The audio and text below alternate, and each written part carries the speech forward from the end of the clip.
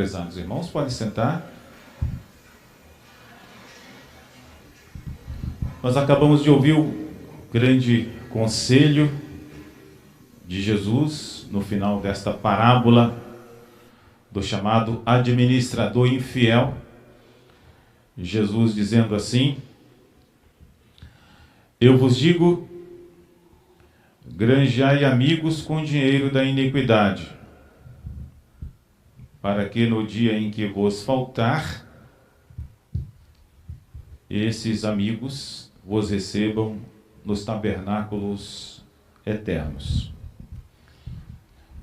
Com essa conclusão, Jesus está dizendo para que nós sejamos espertos, não somente com as coisas deste mundo, mas que nós sejamos espertos nas coisas em que os filhos da luz devem ser espertos. O que quer dizer ser esperto os filhos da luz serem espertos nas suas coisas? Os filhos da luz, que Jesus fala aqui na parábola, quer dizer aqueles que têm a Deus como seu Pai e que fazem as coisas de tal maneira que agradem a Deus, que procuram ser honestos quando fazem as coisas para agradar a Deus, porque Deus quer isso em nós. E que a finalidade de nós andarmos bem com Deus aqui neste mundo é salvar a nossa alma, e que a gente haja de tal maneira que no final a gente salve a alma da gente. Isso quer dizer granjear os amigos com o dinheiro da iniquidade. Então vamos pedir nessa Santa Missa de agora, meus amados irmãos, nós estamos participando aqui, dando a Deus honra e glória, que nós sejamos filhos de Deus e que nós andemos realmente como filhos de Deus, que nós sejamos espertos, que nós não gastemos o nosso tempo sem alcançar a finalidade nossa. Mas para que a gente entenda isso, Jesus conta essa parábola. A parábola é assim: um gerente, ele não é dono do comércio, não é dono da loja, ele não é dono do estabelecimento, ele apenas é gerente. E é claro que o dono que quer que vá à frente os seus negócios, se ele encontra um gerente que não é bom, ele vai mandar embora o gerente, ele vai tirar, né, a gerência daquele senhor e dar o seu estabelecimento para ser cuidado por um que seja honesto, não somente honesto, mas que seja esperto, que faça valer aquilo, que faça dar lucro aquilo. Assim também, quando Deus nos põe neste mundo, uma das coisas que nós temos que ter presente o tempo todo é que nós não somos donos de nada. A gente aparece aqui neste mundo como filhos de Deus, criados por Deus. Por exemplo, os pais não são donos nem de seus filhos. De nossa casa, quando nós morrermos, não vamos poder levar. A gente não é dono de nada. Durante o tempo que a gente está aqui, a gente é apenas um mero administrador. Mas de vez em quando, a gente esquece que a gente é uma mera criatura e um mero administrador. A gente esquece de Deus. Nós queremos nos colocar no lugar de Deus, como se fôssemos donos de alguma coisa. E muita gente ousa dizer, olha, Deus nem existe. Porque eu estou solto aqui, estou aqui. Mas é uma mera criatura. Nós somos meros administradores. Como é que Deus, nosso Senhor, quer que nós vivamos? Aí que a gente tinha que fazer. Assim, o que Deus, com o tempo, revelou como dizendo assim, você tem que proceder desse jeito. É só a gente olhar para o Evangelho. No Evangelho, há pouco tempo, nós meditamos, chegou um senhor que se ajoelhou diante de Jesus, se prostrou diante de Jesus e perguntou a Jesus: Mestre, o que eu devo fazer para conseguir a vida eterna? Aliás, ele até disse assim: bom mestre, o que eu devo fazer para conseguir a vida eterna? Aí Jesus perguntou a ele: você conhece os mandamentos? Aí ele falou: eu conheço e os pratico desde a minha infância, desde a minha juventude. Se nós quisermos agradar a Deus nosso Senhor, o meio de nós fazermos é colocarmos em prática os mandamentos de Deus. Agora, se nós andamos de qualquer maneira, sem nos preocuparmos com a vontade de Deus expressa nos seus mandamentos, é claro que eu já estou errado. Eu não estou bem. O que eu sou? Um péssimo administrador. Deus me colocou para que eu administrasse bem a minha vida, o que eu faço, para agradar a Ele, e eu não estou fazendo. Eu não sou dono do mundo. Eu não sou dono de mim. E eu estou administrando mal. Eu preciso melhorar. Daqui a pouco eu serei chamado para dar contas da minha administração. E o que eu vou dizer para Deus? Que eu não sabia de nada? Então, meus amados irmãos, nós somos chamados a melhorar. Por isso que agora é importante nós pedirmos a nosso Senhor a luz para que a gente mude, para que a gente adquire bons hábitos. Hábitos assim que agradam a Deus, né? A gente podia até adquirir bons hábitos para os negócios deste mundo, que muita gente adquire. Estudar, ser esperto, conhecer bem a sua matéria, conhecer bem a sua função, etc. Para ser bem sucedido neste mundo. Mas e para ser bem sucedido diante de Deus, nas coisas de Deus? Como é que eu tenho agido? Então essa é a questão que nós temos de nos colocar. Deus, nosso Senhor, nos chamará qualquer hora para que nós demos conta do que nós temos feito, do que nós recebemos de Deus, e tudo nós recebemos de Deus. Jesus, nessa parábola aqui, ele lembra, e isso acontece conosco também, infelizmente.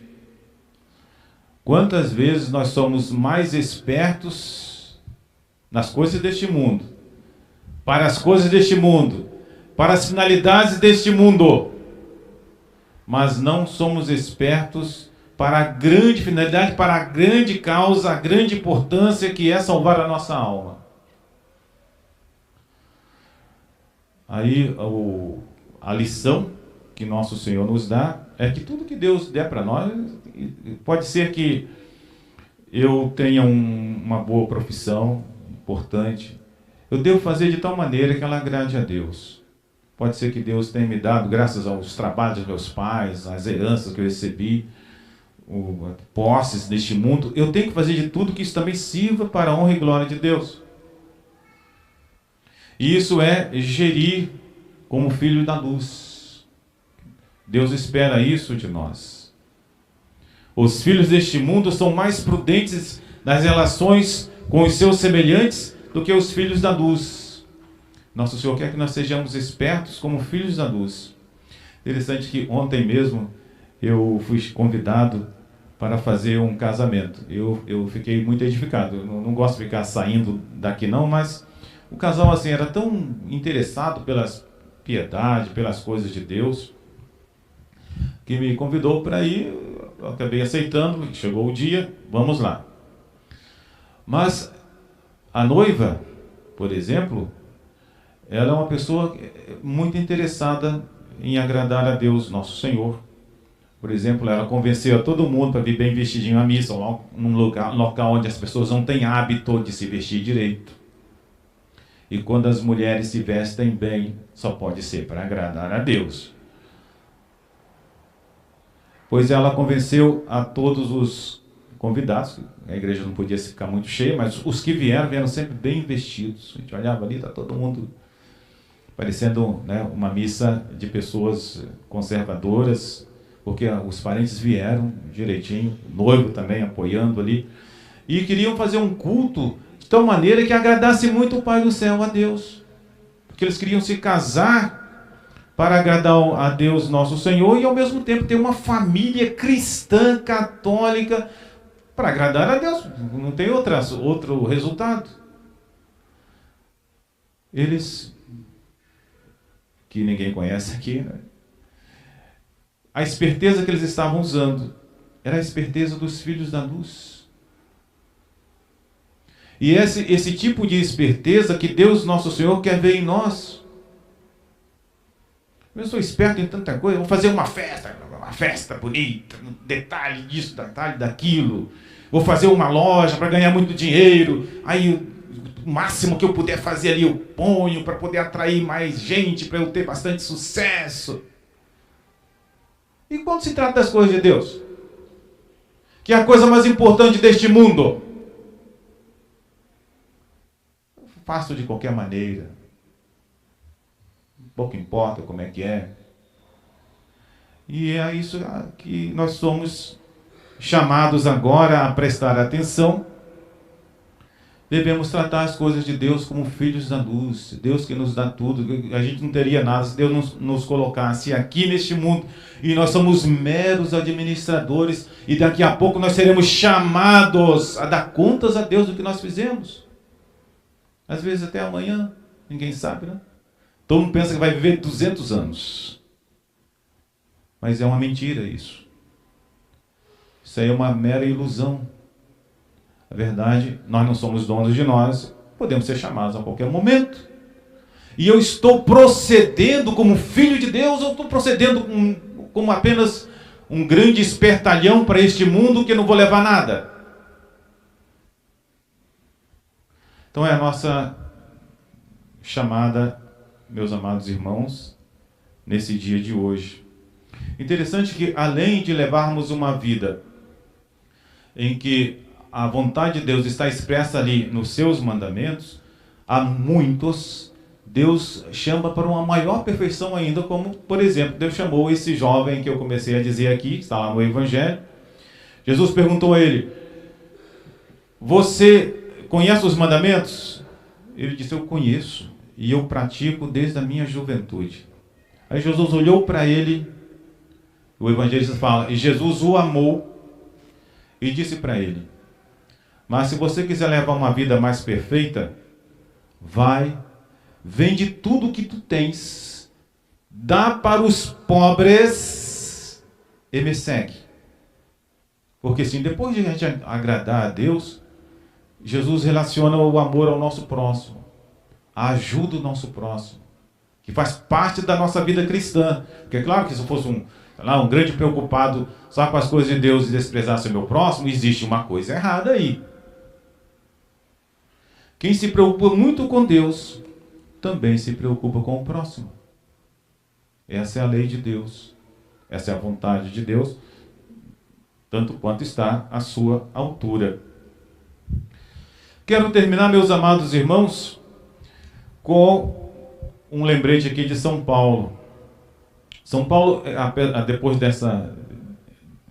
desse chamado de Jesus com essa parábola aqui, com essa história da parábola do administrador infiel, em que Jesus nos chama a fidelidade, São Paulo nos recorda que nós temos uma obrigação de justiça para com Deus. Se não é assim, eu vou fazer um dever para Deus. Não é dever para Deus no sentido de que eu vou fazer porque eu sou muito bom, não. Nós temos o dever de fazer. E São Paulo começa dizendo assim: nós não somos devedores à carne para que vivamos segundo a carne. Mas nós devemos tudo a Deus. E por isso, quando nós vivemos de acordo com Deus, nós estamos dentro da normalidade da nossa vida, da vida humana. O ser humano, ele deve andar agradando a Deus, isso é o normal do ser humano. E é a plenitude da vida humana. Ele andar de tal maneira que o coração dele está aberto para o Pai, que nos ama, que nos sustenta, que nos espera. É a vida humana. Nós não somos devedores à carne para que vivamos segundo a carne. E ainda São Paulo diz assim: e se viverdes segundo a carne, morrereis. No sentido de que, se a gente viver apenas cuidando deste mundo como um administrador infiel, no final a gente vai bater a porta de Deus e ela estará fechada. Nós não entraremos no reino dos céus, e é para esse reino eterno, o reino dos céus, que nós fomos criados. Mas qual deve ser o nosso modo de viver? São Paulo diz que devemos viver guiados pelo Espírito de Deus, como filhos de Deus. Então que Nossa Senhora Aparecida, ela nos abençoe e nos suscite em nós esse desejo. Quanto tempo ainda eu vou viver? Se eu morrer hoje, a porta de Deus estará aberta para mim? Eu tenho vivido como filho de Deus ou tenho vivido dando as costas para Deus? São Paulo diz: todos os que se deixam guiar pelo Espírito de Deus são filhos de Deus. Então vamos, meus amados irmãos, pedir a Nossa Senhora que nos ajude a viver assim, preocupados em agradar o Pai do céu, se nós não temos feito até agora. Nossa Senhora nos ajude a nos voltarmos para o Pai e usar aquela palavrinha que São Paulo usa aqui, Abba, Pai.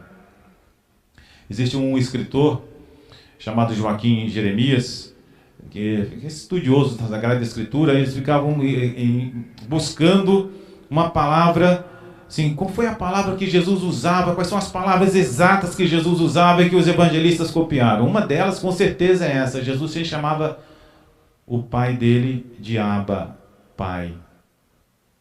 Mas assim, aquela palavra cheia de amor, cheia de respeito. Jesus procurava agradar o Pai em tudo, a tal ponto que São João anota dizendo: tudo que agrada o Pai eu faço sempre.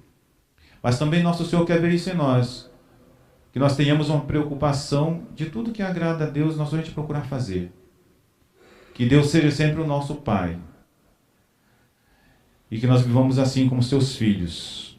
E é nisso que aqui São Lucas chama de filhos da luz.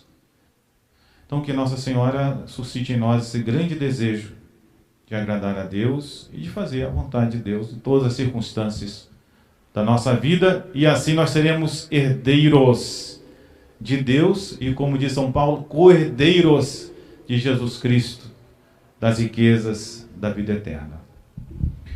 Em nome do Pai, e do Filho, e do Espírito Santo. Amém.